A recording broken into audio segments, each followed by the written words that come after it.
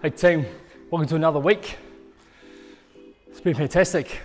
Firstly, a big shout out, thanks to all those peeps that come along on Saturday. That was awesome, it was so much fun. I don't know whether 7 o'clock time, 7 o'clock is a great time to have time on Saturday. It's not like stupid o'clock in the morning, not super early, but then you also have a lot of the day to attack afterwards. So drop a comment in the thing below or let me know if you think Saturday is a good time to get people together and do some fitness. It was good fun with so many different people of different levels doing a organised chaotic workout, which we kind of had to modify and change just to work. And that's what it's about, just doing fitness that works. A little bit of housekeeping, so we'll call this gear care, so looking after the gear. I understand that the dumbbells are rubber and I understand the floor is rubber, but if you drop the dumbbells on the floor, they'll break or they'll wear out and then they'll break down. The only time we really might drop something is if we can do it balanced with at least two 10-kilo plates on the bar. So you might go overhead and you'll drop it evenly, let it bounce it down like a basketball, or two 15s or two 20s or more than two 10s. The 5s, because they're so flexy, they'll end up breaking in the collar over time or shooting sideways. So try not to drop those ones and always do it on the concrete. And those that have been around for a year or two or 5 or 6, you'll notice like every piece of gear has its place, and we usually try to face stuff out so it's easy to read. And believe it or not, all of the 15s kilo plates, they do fit in that slot. And all the 10s, they also fit in that slot. So there should be, really I should get a label maker and I should label where things go. You know, we have like 10 10s over here and 10 15s here, or however that's gonna be. And all the dumbbells, try stack them in pairs, one behind the other with the numbers facing out. So all the 5s should be there, then the 8s and the 10s and the 12s and so on. It just makes it easier to go and get, and it just keeps it tidy as well. Apart from that, you guys are, I say 95% of the time is fantastic, and you guys are great at looking after the gear, wiping it, putting it away. It's just the odd time that it will creep in, or maybe it's repeat offenders doing the same thing all the time. 28th, when's the 28th? Next week.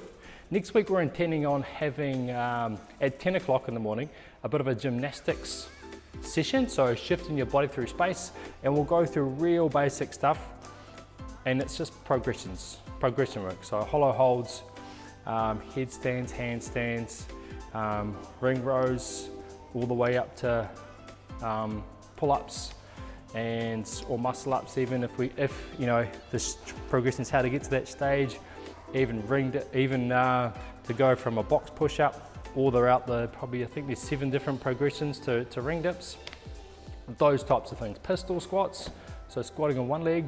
So we'll do that on Sunday, and this can be a great workshop to, okay, we've got this gymnastics piece coming up in class, or we have 3 different pieces in the sessions this week. I'm not really at the level of what it stays on the board, but how can I modify or scale this movement to suit my ability, which could be injury or just your capacity to move.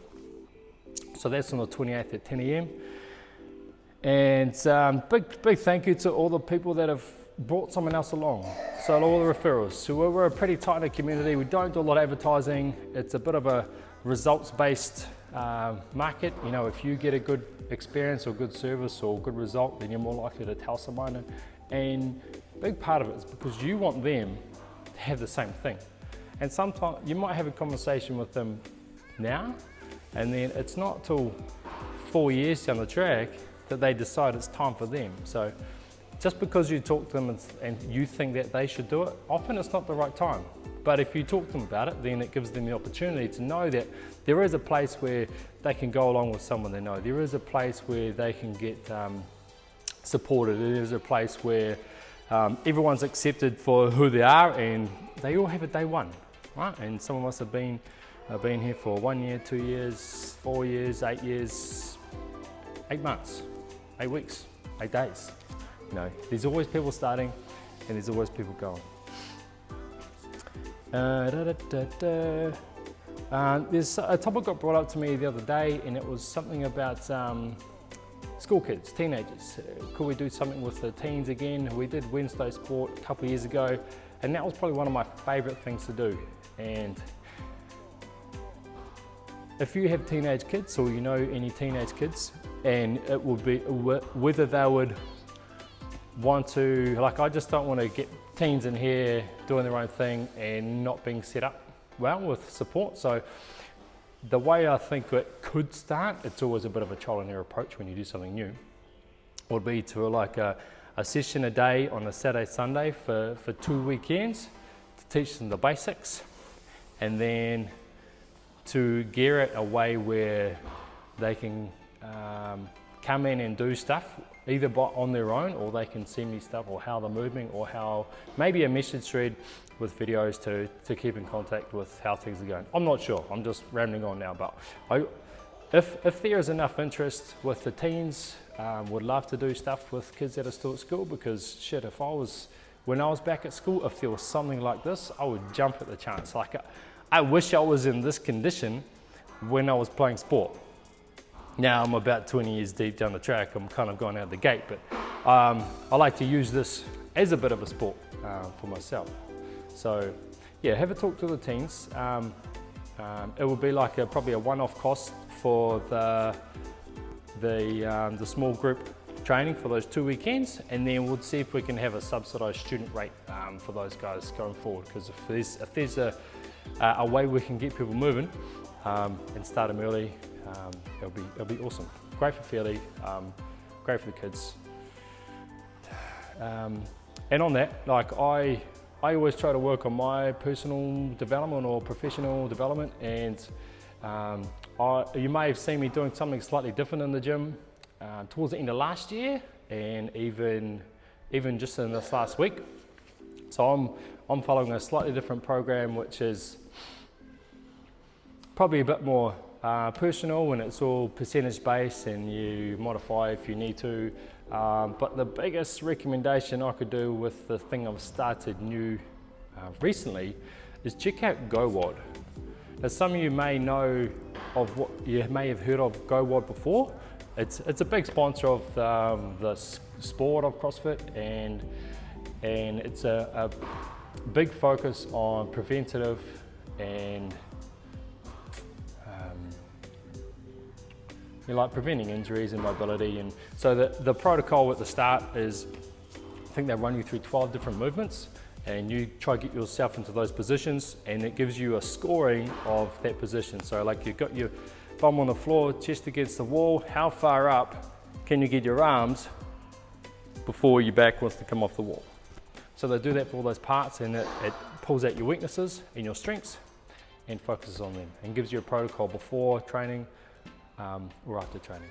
Now, I understand that adds in more time, but if something you want to work on is mobility, or something you want to work on is more self-care, I can't go past recommending GoWOD to throw into your thing. It could be something you do at home before you come to the gym, or when you go home. So without talking more about GoWOD, that would be my recommendation for the week.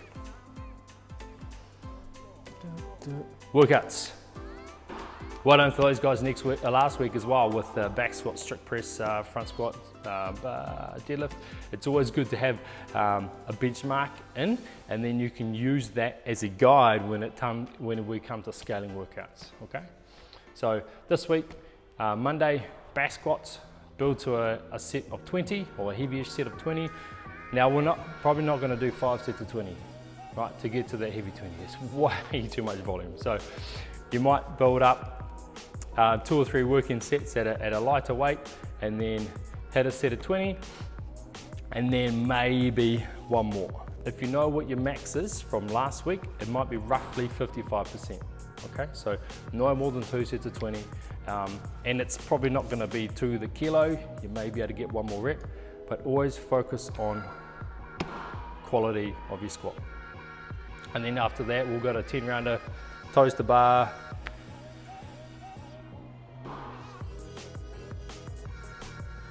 burpees, and 100 meter run. This is pretty quick fire.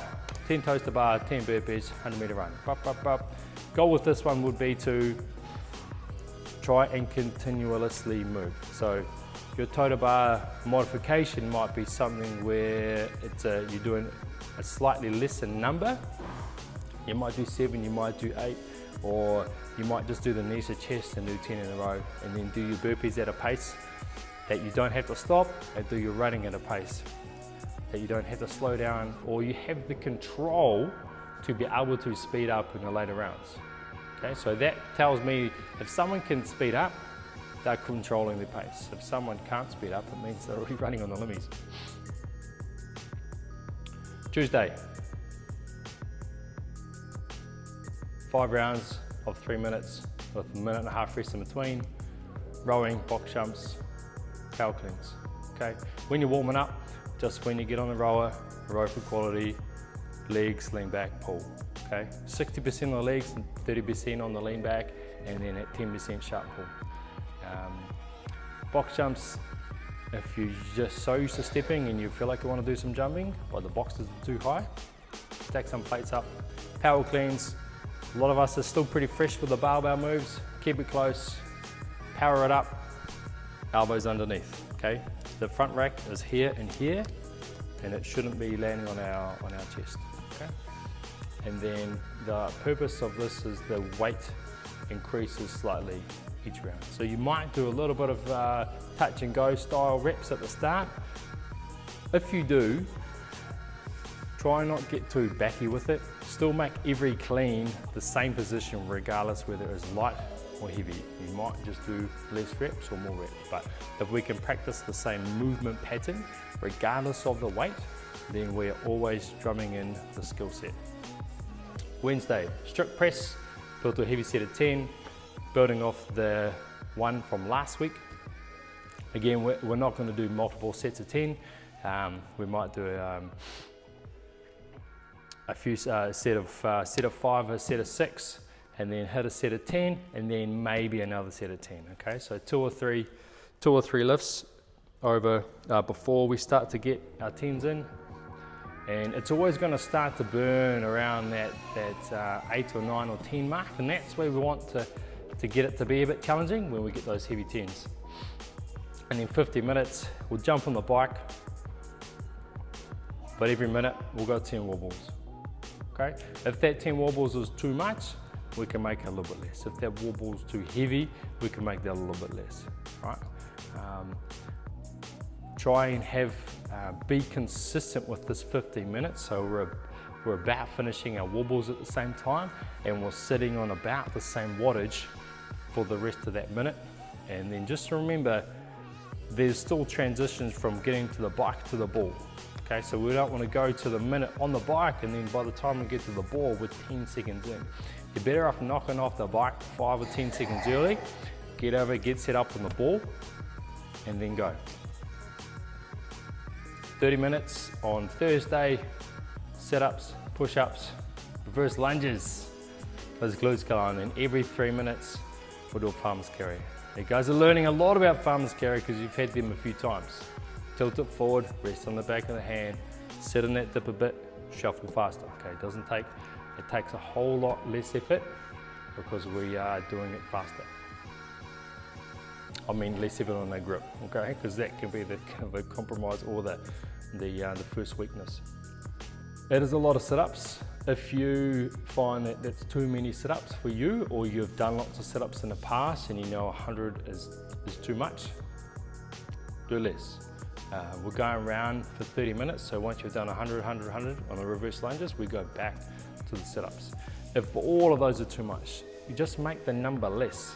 So we're still going to start at 0 and go to 30 minutes, so you could do sets of 80s or sets of 50s, okay? And then on Friday, deadlifts. So again, building off what we did last week, heavy set of 5. Now, because you've just got a new single, be smart about moving for quality here. A heavy set of 5 can be very painful if we don't get in a good position, right? So holding our back and then using our hamstrings and our quads to get the bar up. We don't want to leave the bar up. If the grip is a limiting factor, hook grip will help, or alternating grip can also help. Instead of it sliding out the back of one hand, it falls into the face of the other one. Keep the bar close and keep your midnight braced. And then peekaboo. 30 minutes, a buy-in of a 1K run, and you've got some skipping and some dumbbell hang snatches. So that's kind of like a hang snatch for me would be like I would get a bit of a swing like a kettlebell and then bring it up and punching it through. And try and avoid pressing it out. The weight of the hips and the shrug should float enough that we just straighten our arm and we're not having to force it up. Okay? Add 10 add 10 each time. So we go 60-10, 60-20, 60-30. Good thing is to practice the doubles. Again, if the doubles are something you're working on, just do single, single, double, do that for 60 seconds. Or single, double, do that for 60 seconds. Or 120 singles, 100 singles, it doesn't really matter, okay? As long as if we are finding out what we can do, we're not gonna go home with a niggle or an injury. Calves might be a little bit tight from all the running. Look after those. You've got to spend all day on them if you're walking around. So calves are one thing we want to take care of. And then teams of 3 on Saturday, 3 rounds of 8 minutes. 1,000-meter row each, and then in the time remaining, 45 barbell reps and 45 pull-ups. So in the first round we have front squats, second round we have push press, and third round we have thrusters, okay? Which will be pretty sweet. 24 minutes straight. Split the barbell and pull-ups up however you like. Pick up where you left off. Nice, nice. Now you may notice when you come in, we have one less rower. I did sell a rower today, and I'm looking to just get a ski erg, which is going to be another product from Concept 2. And that's just going to help with a little bit of variance within the programming or within the training. If someone's niggly and rowing doesn't work or bike doesn't work, or we are using multiple things at the same time, it can be something else where we can modify and have someone do that as well. And then what I'll probably do as well is get a fan bike or a Concept 2 bike instead of one of the Kaiser bikes. And that way we'll be able to have a monitor on a stationary bike where our arms are resting. Okay, so it's just our legs. And then Sunday, use it as a mobility day, use it as a day to catch up on, or use it as a run bike day. Most of the time when we're in here Sundays, you guys use it as a rest day, which is fantastic. Like at least, a bare minimum, at least one rest day a week, at least. And make that a full rest day. Like don't use your rest day here to go run 5Ks. Okay? 7.5 to 9 hours is an ideal number of sleep. You know, most of you parents out there are probably running like the 6.5 to 8 on a good day, if that ever happens. And that's another crucial part of recovery. Apart from that, team, that's us. Got any questions, let me know. If anyone's keen to join the gym, again, just bring them, let me know, and then bring them along as opposed to just them turning up. Although that's cool too. I'm pretty good at winging stuff, but the more prepared I can be to help them out, better. And we'll just keep having fun, keep blasting it. Sun's getting warmer, feels like spring, birds are chirping. Probably not gonna mow the lawn anytime soon. It's a bit wet. Righto. We'll bounce, see you at the gym.